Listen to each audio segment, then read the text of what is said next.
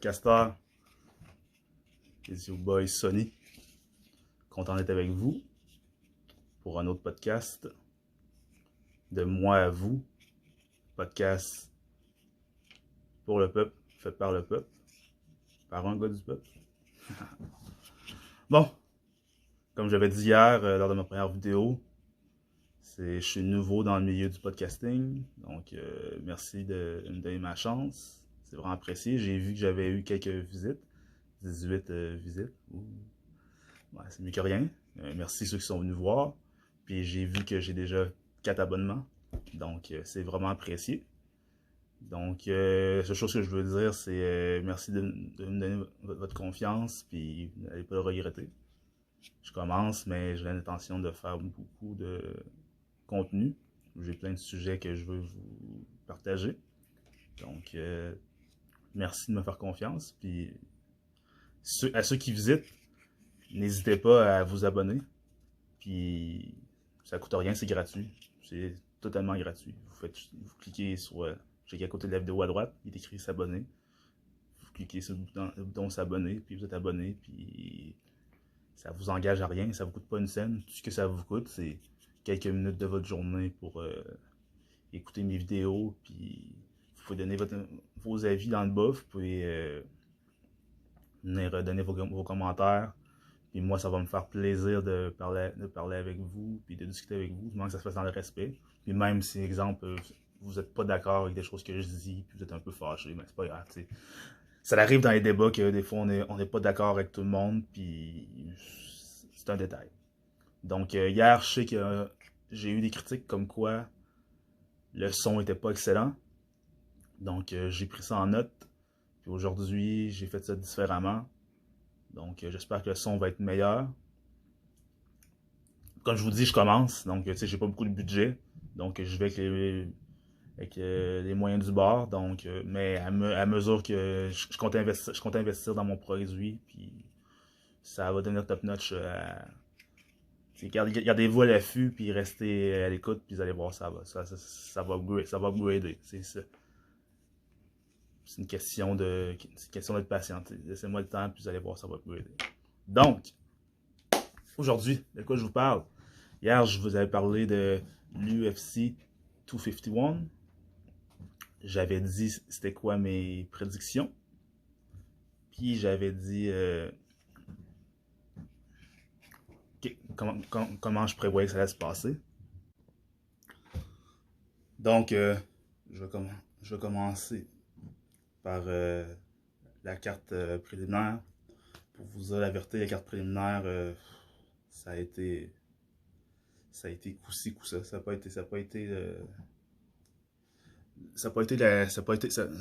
été exceptionnel. J'ai une mention spéciale pour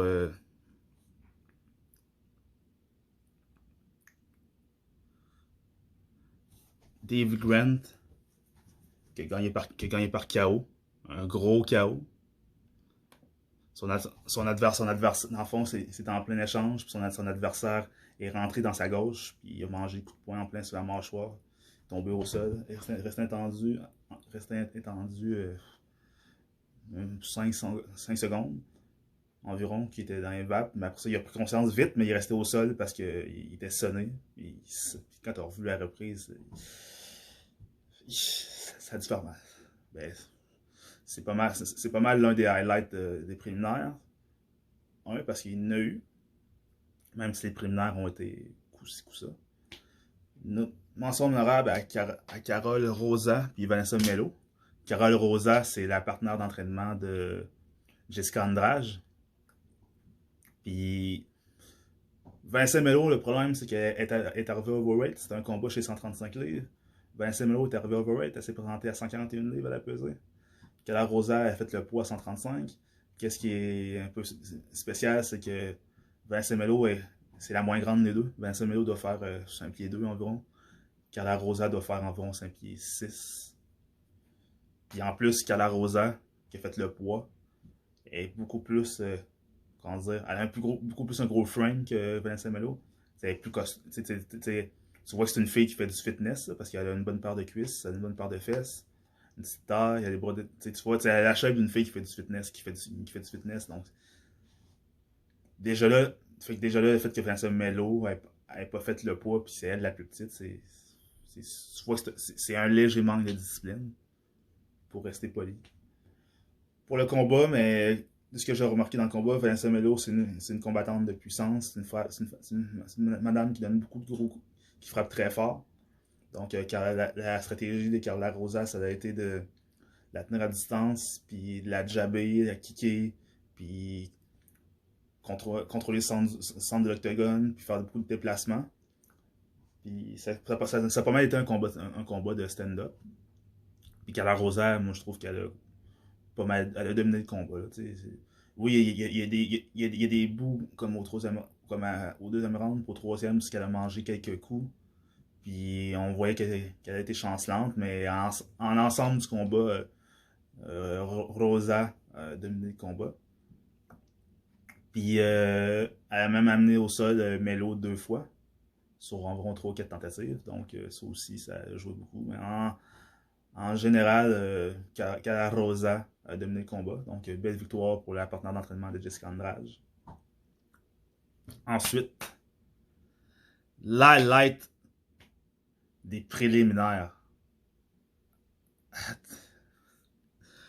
Je vais lire son nom pour pouvoir bien le prononcer, pour pas scraper son nom, parce que souvent, moi, les gens scrapent mon nom. J'aime pas ça, donc j'essaie de pas le faire avec les gens. Donc, Iri Prochaska. C'est un Européen de l'Est contre Volkan Ozdemir, notre Suisse. On dit notre Suisse parce qu'il vient s'entraîner à Montréal des fois au Tristar. Donc, ouais. Écoute, Volkan Ozdemir qui lui a fait son nom en knockant Jimmy Manoa très rapidement. Puis en knockant Jimmy Manoa qui était supposé être un contender pour le titre 205 livres. Volkan Ozdemir l'a complètement démoli. Puis Jimmy Manoa, c'est un cognard, puis c'est un gars qui vient de la bagarre, puis c'était un spécialiste du Muay Thai, puis Ozdemir l'a complètement démoli. Puis Ozdemir, avant ça, il avait fait d'autres beaux knockouts, puis il se faisait appeler Volkan No Time, parce que ses combats se finissaient tout en bas d'une minute. Jusqu'à temps qu'il se fasse le hype train est parti. Il a obtenu une chance contre DC. Ça s'est pas bien passé pour lui. Il a rencontré DC le lutteur, puis il s'est fait dominer. Puis après ça, il a affronté Anthony Johnson. Il a perdu une décision, que pour moi c'était un vol. Mais en tout cas, Ozdemir, ça reste un gars dangereux.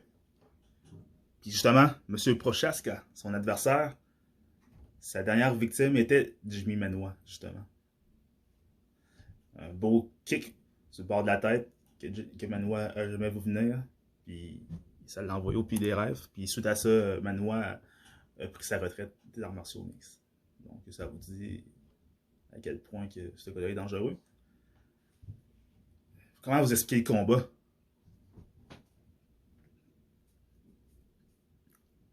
Prochaska qui fait le singe dans le combat, il se touche les poignets, il n'y a aucune garde, il avance dans la face à Ozdemir, face la première dans sa face. Puis Ozdemir, évidemment, tu vois, ça l'a un peu déstabilisé, mais Ozdemir a bien géré la distance, et il l'a jabé, puis blablabla, puis tout s'est bien passé. Il a même réussi à toucher Prochaska quelques fois. C'est que Prochaska t'as vu qu'il était chambranlant, puis ça aurait pu être dangereux, mais c'était une stratégie. Parce que Prochaska a aussi touché beaucoup Ozdemir dans le premier round. Là, j'ai compris que le gars, il sait ce qu'il fait, mais il fait du spectacle pour se faire un nom, mais il sait qu'est-ce qu'il fait. Donc, finalement, au deuxième round, Prochaska, il sort un kick de la cheville. Un kick arrière. Il sort un kick arrière de la cheville qui vient toucher Ozdemir ou la tempe. À partir de là, tu vois qu'Ozdemir il a comme perdu la carte. C'était en début de deuxième round. Puis après ça, Prochaska a lancé une combinaison. Il a touché Ozdemir d'une gauche, en plein sur la mâchoire. Il a touché Ozdemir d'une droite, en plein sur la mâchoire. Ozdemir est tombé au sol. Première fois que sa vie qu'il se fait knocker. C'est un dur knockout parce que Ozdemir, même que Ozdemir est même pas est resté assis pendant l'annonce de la décision par, par Bruce Buffer. Ozdemir est resté assis. Là. Ça vous dit à quel point il était assommé. Après ça, sur Instagram, il a fait un post pour remercier ses fans, puis il a dit que tout allait bien, puis blablabla. C'est la première fois qu'il se faisait danker, mais tu sais, ça c'est pour. Ça c'est du. C'est pour. Comment dire? C'est du renforcement positif pour te dire que tu vas revenir, puis qu'il n'y a pas de problème, mais c'est. Ozdemir, ça fait plusieurs défaites qu'il a. Puis il revenait d'une victoire, mais tu sais, ce combat-là, par exemple, c'est un gros knock-out. C'est un très gros knock-out. Puis je sais pas s'il va s'en remettre, là, parce que c'est un gars qui est habitué de knocker ses adversaires. Puis même dans ses défaites qu'il a eues, il s'est pas fait faire mal tant que ça. Donc, de se faire knocker comme ça solidement par un gars qui est un prospect qui était moins bien classé que lui. Parce que Ozdemir, si je me trompe pas, il est dans le top 5, c'est 205 livres. Puis Prochaska, je pense même pas qu'il est dans le top 10. Donc, Prochaska va probablement prendre la place d'Ozdemir. Et avec John Jones qui est parti, mais Prochaska est un contender à prendre au sérieux pour la ceinture. Bon, assez pour la carte préliminaire qui était pas inoubliable. Fait qu'on va switcher à la carte principale. Premier combat, Amanda Ribas contre Paige VanZant. Paige VanZant, qu'est-ce que de Paige VanZant? Paige VanZant, c'est une fille, elle a du talent. Elle a ses skills au sol, debout, elle est capable de se défendre debout. Elle n'est pas excellente, son striking n'est pas excellent, mais il n'est pas mauvais non plus. Mais c'est pas une strikeuse d'élite. Mais elle est capable de se défendre, puis au sol, le problème c'est que son jiu-jitsu n'est pas très agressif. Elle a un bon jiu-jitsu, mais il est juste pas assez agressif pour, selon moi, pour des MMA. Donc, c'est ça. Donc, combat, comment ça s'est passé? Ça s'est passé très rapidement. Debout, c'était pas mal égal. Le combat s'est ramassé au sol, puis Paige VanZant s'est fait prendre dans une clé de bras. Ce qui est drôle parce que elle revient d'une victoire. Elle est partie pendant une couple de mois parce qu'elle s'était fait opérer. Mais elle revient d'une victoire, puis ce qu'elle s'est fait faire, c'est la même chose qu'elle a fait à son adversaire. Qu'elle avait fait à son adversaire sa dernière victoire. Une clé de bras, puis quasiment de la même manière en plus. Donc, combat très rapide, remporté par Amanda Ribas. Donc, Paige VanZant est encore jeune, elle a 26 ans. Je sais que Dana White l'aime beaucoup. Donc, est-ce que ça sonne la fin de sa carrière au UFC? Parce que Paige VanZant, elle ne sera jamais une champion. Je pense pas qu'elle va être. En tout cas, je vois pas Paige VanZant se rendre à la ceinture avec ceux qui sont devant elle. Puis à chaque fois qu'elle a eu la chance de pouvoir se rapprocher, elle a échoué. Donc, malheureusement pour Paige VanZant, je pense que. Mais c'est une fan favorite, les fans l'aiment bien. Dana White l'aime bien aussi, donc je pense qu'elle va continuer à avoir des combats, mais je sais qu'elle s'était plainte il y a quelques mois, même il y a un an environ, elle disait qu'elle faisait plus d'argent sur Instagram en combattant au UFC. Ouais, je comprends, mais c'est parce que, tu sais, si tu veux te payer plus cher, donne une performance en conséquence, mais bon. On va se garder ça pour une autre discussion. Paige VanZant, selon moi, ça va être une bonne gatekeeper pour les nouvelles qui vont arriver, qui vont vouloir se tester, pour voir à quel niveau elles sont rendues. C'est triste à 26 ans d'être déjà être considérée comme une gatekeeper, mais Paige VanZant va devoir être plus agressive parce qu'elle a du talent. Ce serait de la bullshit de dire qu'elle n'a pas de talent. Elle a du talent. C'est juste qu'il faut qu'elle soit plus agressive. C'est juste ça, parce qu'il y a des filles qui sont devant elle, sont toutes un peu plus agressives. Puis, si elle veut un jour se rendre à la ceinture, mais là, c'est ce qu'elle a à faire. Bon, Maintenant, le deuxième combat de la carte principale. Rose Namajunas contre Jessica Andrade. Thug Rose, comme on l'appelle. Truc que j'ai remarqué aussi, que je trouve ça bizarre. Jessica Andrade, d'habitude, c'est une fille qui est très, très, très musculaire, en méga shape. Même qu'il y avait beaucoup de rumeurs sur lesquelles elle ne devait pas prendre des vitamines très, très, très naturelles. Parce que Jessica Andrade, c'est toujours une fille qui a toujours eu un physique vraiment. Elle a un physique de bodybuilder. Elle a vraiment un physique de bodybuilder, Jessica Andrade. Puis hier, elle est arrivée, elle était pas affûtée. Même qu'elle avait l'air d'une personne qui s'était pas entraînée depuis longtemps. C'est peut-être à cause du COVID, puis que les gyms ont été fermés au Brésil. Mais au Brésil, pourtant, il n'y a pas eu de confinement. Donc, je sais pas pourquoi elle ne se serait pas entraînée au gym, parce qu'il n'y a pas de confinement au Brésil. Il y en a, mais c'est par État, c'est les gouverneurs qui décident, parce que le président Bolsonaro, lui, il veut pas en faire de confinement. Donc, je sais pas pourquoi sa shape était aussi pas à point. Mais, par exemple, au niveau du combat, Jessica Andrade, elle était excellente. Beau jeu de tête. Elle jouait beaucoup. Elle jouait beaucoup avec sa tête puis ses déplacements. Fait que ça faisait que ça en faisait pas une cible facile, mais étant donné qu'elle est pas grande, elle est 5 pieds 2 en gros. Rose Namajunas, c'est 5 pieds 7, 5 pieds 8. Donc, vu que Rose Namajunas a une plus grande portée, une plus grande portée, elle a réussi à toucher Andrade quand même assez fréquemment.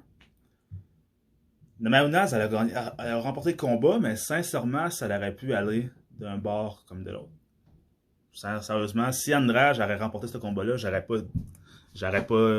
eu rien à dire contre ça parce que c'était un combat très serré. Même si Namajunas a contrôlé le centre de l'octogone, même si Namajunas a eu le plus de frappes, les frappes de puissance, c'est Andrade qui les a eues. Puis tu as vu qu'à chaque fois qu'Andrade donnait un gros coup, tu voyais que Namajunas reculait. Donc, puis il y a quelques fois que Namajunas elle a essayé de faire du clinch, puis elle a mangé des gros coups, fait qu'elle a sorti tout de suite. Puis le premier round, je l'ai donné à Thug Rose, mais c'était serré, mais je l'ai donné à Thug Rose. Le deuxième round, j'ai donné un round nul parce que il n'y a aucune des deux qui est sortie, que je considère que dominé ce round-là, dans le deuxième round. Fait que j'ai donné un round nul. Puis le troisième round, j'ai donné à Andrade. Parce qu'Andrade, elle a fait ce qu'il fallait pour pouvoir. Elle a amené Thug Rose au sol. Puis elle a fait du dommage. Thug Rose, en fond, dans le combat, Andrade a amené Thug Rose 2 fois au sol. Puis Thug Rose a amené Andrade au sol 1 ou 2 fois. Puis elle n'a fait aucun dommage. Donc, moi, personnellement, j'avais Andrade.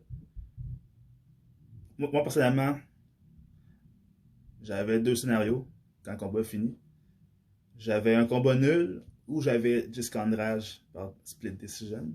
Mais ils ont donné le combat à Thug Rose par split decision. Est-ce que c'est un vol? C'est sûr que si on regarde la face de Rose Namajunas avait une méga puck ici. Donc, elle n'a pas l'air d'une fille qui a gagné un combat, mais ça veut rien dire. Tu peux manger un bon coup de poing, puis ça va te faire, laisser une très grosse marque. Mais Andrade a fait un bon combat.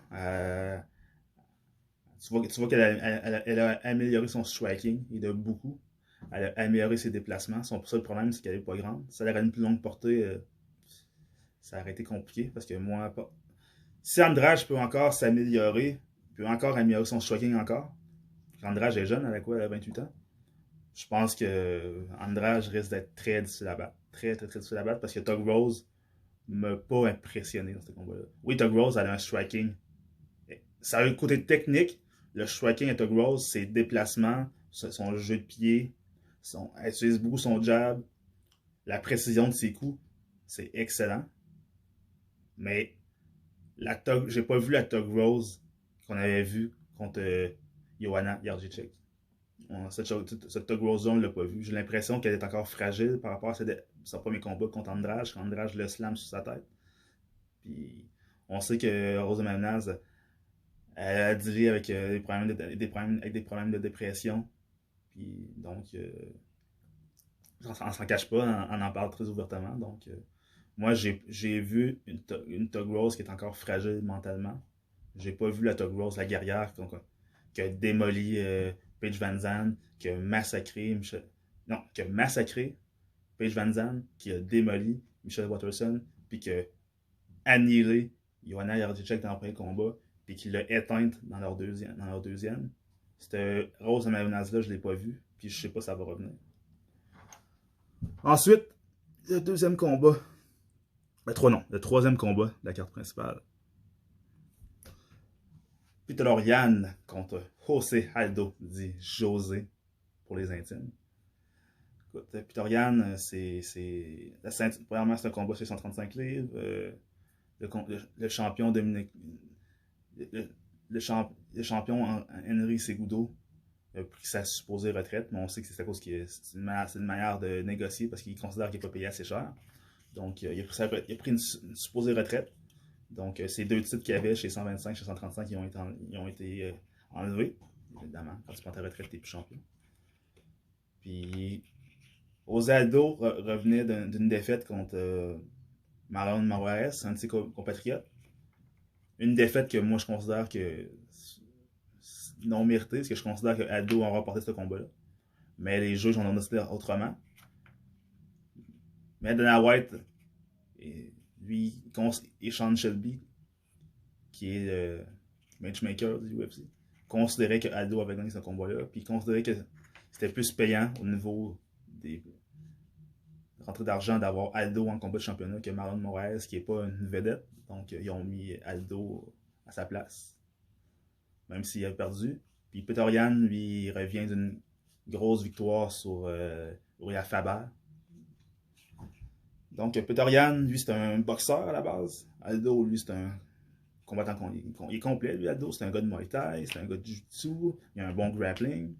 Mais sauf que il a le poids des années. Peter Yan a 28 ans, Aldo a 33 ans, puis Aldo, ça doit faire une quinzaine d'années que José Aldo combat, puis ça doit faire facilement 13 ans qu'il est professionnel. Donc, même s'il est jeune, 33 ans, c'est très jeune, c'est plus jeune que moi, mais en termes de combattant, c'est énorme. Puis moi, je pense que Aldo son corps commence à ne plus être capable de combattre. En plus, le fait que c'est un gars-là qui se battait à 145 livres, qui était considéré comme trop gros pour la catégorie, que ses coupes de poids étaient très difficiles. Aldo, c'est un gars qui pèse environ 170, 175 dans tous les jours, puis il fait 5 pieds 7 et demi.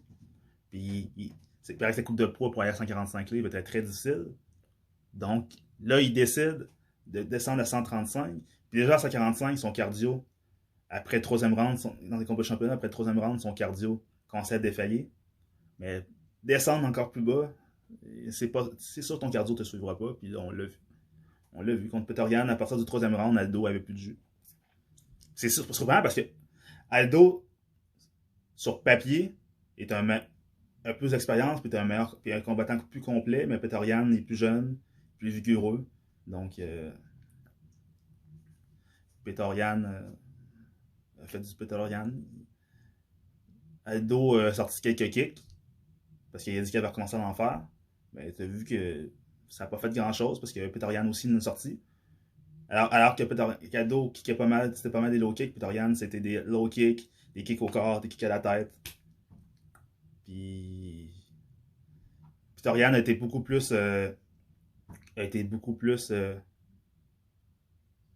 inventif. Il a fait beaucoup plus de choses que Aldo. Aldo a tenté de l'amener au sol. Peter Yan s'est relevé tout de suite.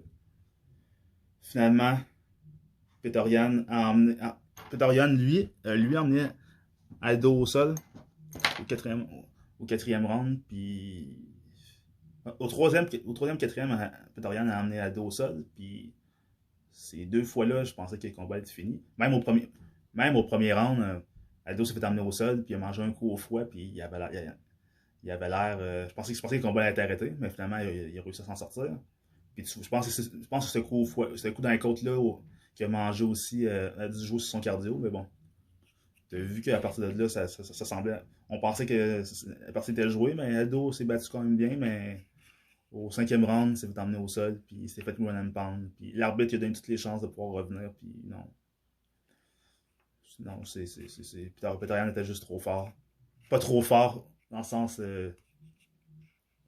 Meilleur que lui, dans le sens que Peter Yan est rendu à un niveau qu'Aldo ne peut plus aller parce qu'il y a trop. Son corps est juste plus capable de suivre. C'est juste ça. Un Aldo plus jeune, je pense qu'il aurait gagné ce combat facilement. Mais Aldo, aujourd'hui, il est rendu au bout du rouleau. Puis je pense que c'est temps pour lui de prendre sa retraite parce qu'il a tout donné au sport. Puis je pense pas qu'il manque d'argent. Donc je pense que c'est peut-être temps pour lui de laisser la place à la nouvelle génération. Maintenant, le rematch entre Alexander Volkanovski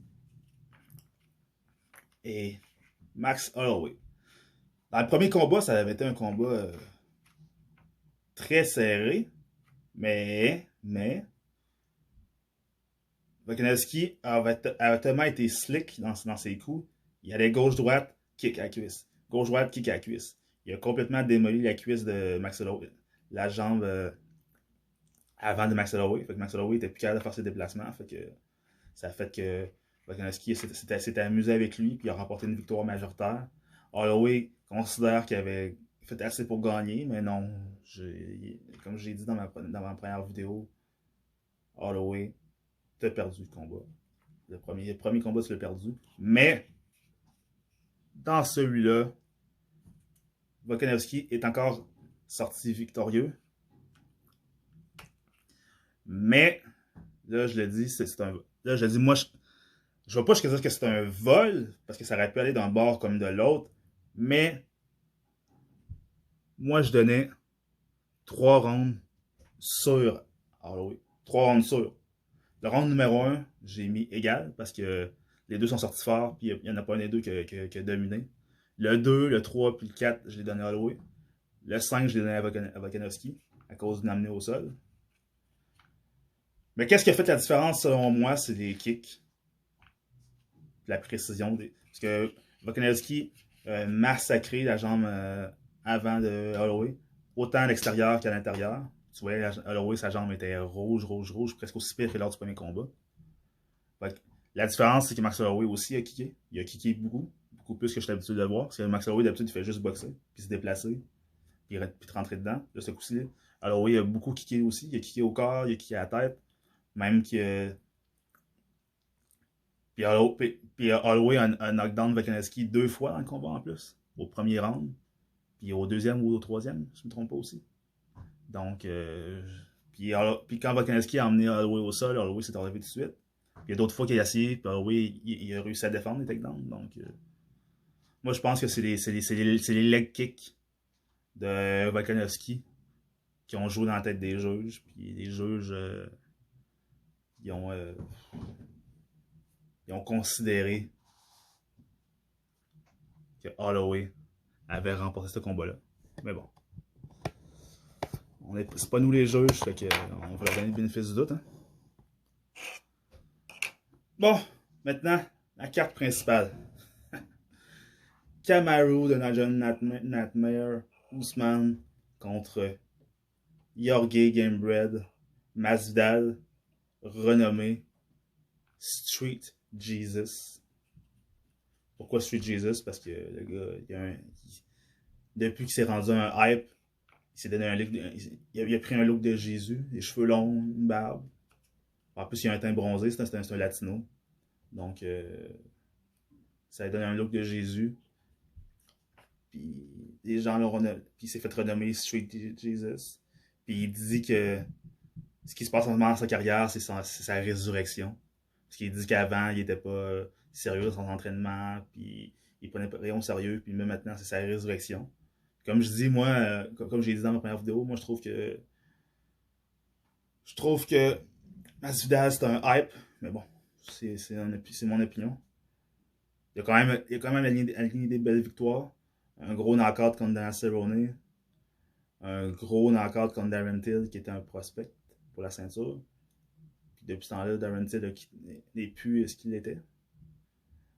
Après ça, un gros knockout contre Ben Askren, qui était invaincu dans toute sa carrière.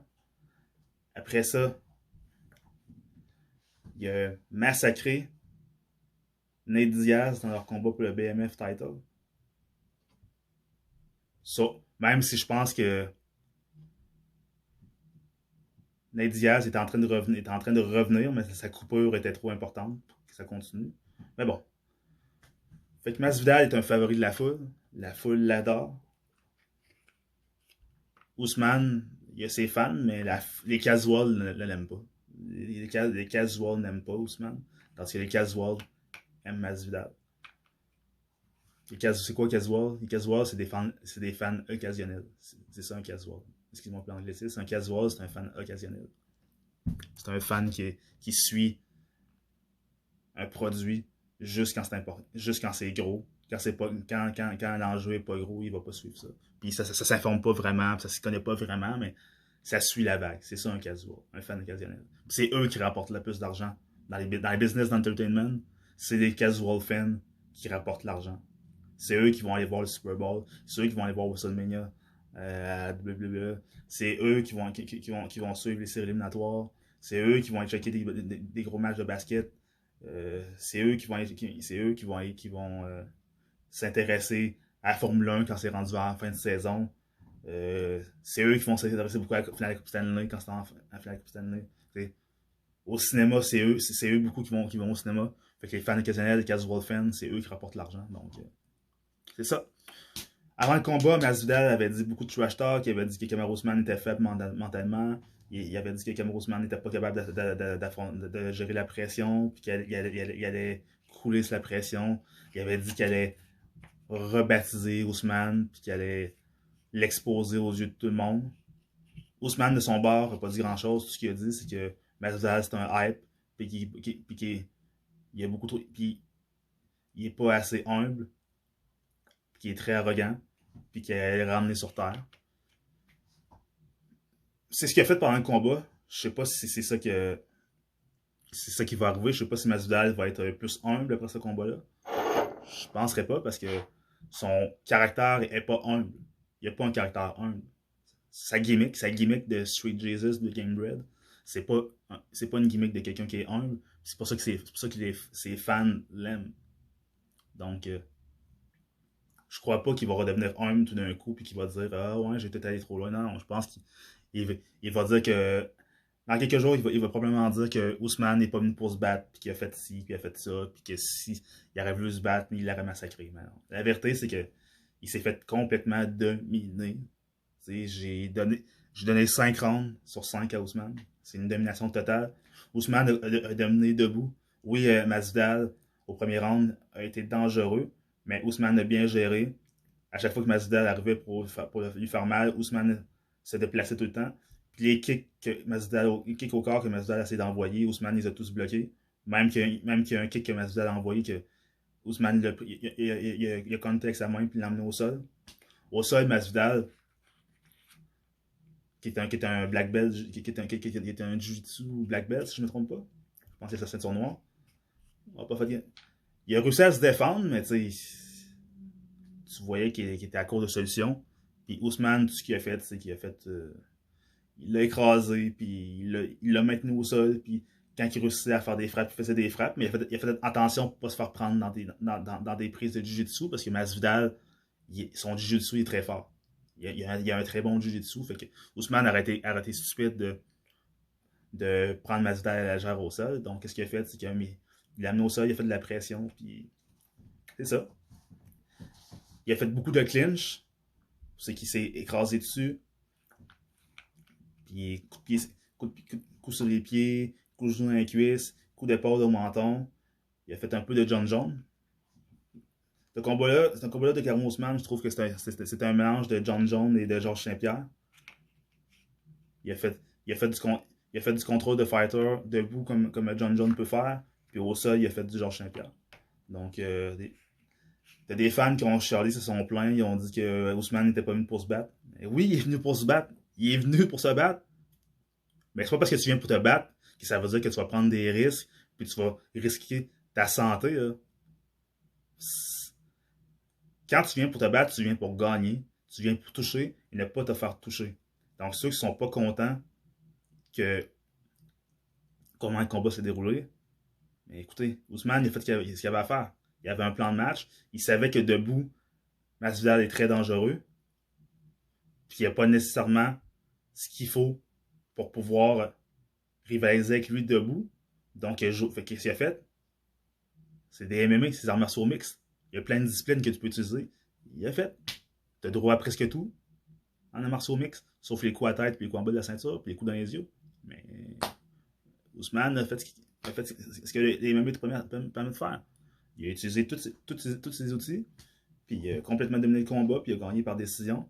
Puis après le combat, Masvidal a dit ouais, j'étais pas en grande forme, puis j'ai pris ça en short notice, mais laisse-moi genre un ou deux combats, puis on remet ça.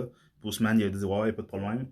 Mais est-ce que Ousmane a intérêt à se rebattre contre Masvidal? Ouais, c'est sûr, côté argent, ça peut être payant, mais est-ce que ça veut dire que Masvidal va regagner des victoires? Parce que ceux qui sont derrière lui, qui attendent pour une chance au titre, t'as Leon Edward, qui est très dangereux debout. Puis t'as Colby Covington, qui est dangereux partout.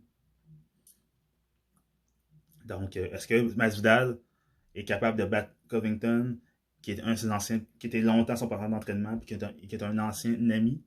Est-ce que Masvidal peut battre Leon Edward? Je suis pas sûr que ça va arriver. Il va les battre les deux. Peut-être un des deux, mais les deux, je suis pas sûr. Donc, attendons. Donc, c'est ça. C'est mon analyse. Mon analyse pour le UFC 251 qui se passait sur Fight Island à Abu Dhabi. N'importe quoi, tant qu'à moi, mais bon, ça c'est mon opinion. Donc, quelle note que je donne sur 5? Sincèrement, je donne... je vais être généreux, là, mais je vais donner un 2 sur 5 parce que la carte préliminaire a été... À part 3 combats, sur environ 10 combats, ça n'a pas été très, très intéressant. Puis la carte principale, la Malunas contre Andrade, ça a été bon, mais ça n'a pas été ce à quoi je m'attendais, donc je peux pas. Van Zen contre Ribas, mais ça a été trop court, puis on a clairement vu que Van Zen est pas du même niveau que Ribas. Donc, Volkanovski contre Holloway, ouais, ça a été moins bon que le premier, donc Volkanovski a été très, très, très, très, très craintif, on dirait.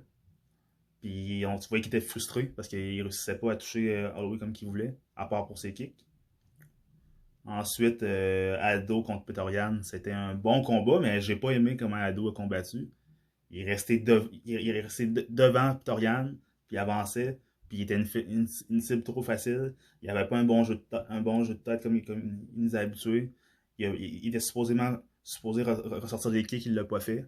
Donc, je suis pas satisfait de ce combat-là non plus. Puis Ousmane contre Masvidal, mais je m'y attendais. Je m'y attendais que Ousmane allait complètement dominer le combat. Donc, non, je ne suis pas satisfait de ce combat-là non plus. C'est ce à quoi je m'attendais. J'avais une petite crainte que peut-être Ousmane aurait peut-être sorti de son plan de match, mais Ousmane, c'est tellement quelqu'un de calme en combat. Il est tellement sûr de ce qu'il fait que je pense pas que quelqu'un va réussir à faire sortir de son plan de match parce qu'il a toujours respecté son plan de match jusqu'à maintenant. Donc, c'est ça. Donc, merci la famille. Merci encore. Désolé pour la longueur du vidéo, presque 36 minutes. Mais bon, il y avait beaucoup de choses à dire. Puis, de toute manière, vous pouvez avancer si vous trouvez des trucs qui sont trop longs. Vous pouvez avancer, reculer. Donc, il n'y a pas de problème. N'oubliez pas de vous abonner. N'oubliez pas, quand je vous dis n'oubliez pas, parce que c'est gratuit en passant, c'est totalement gratuit s'abonner, ça ne coûte rien, vous faites juste cliquer à droite, s'abonner, puis voilà. Donc, n'oubliez pas de vous abonner, n'oubliez pas d'en parler à vos amis, puis n'oubliez pas de m'encourager dans le fond, puis n'oubliez pas de venir poser des commentaires, puis je réponds toujours aux commentaires. Si c'est pas dans la minute près, je vais répondre dans la journée, ça c'est sûr. Donc, merci. De moi à vous, le podcast pour le peuple, fait par le peuple, par un gars du peuple. Peace out!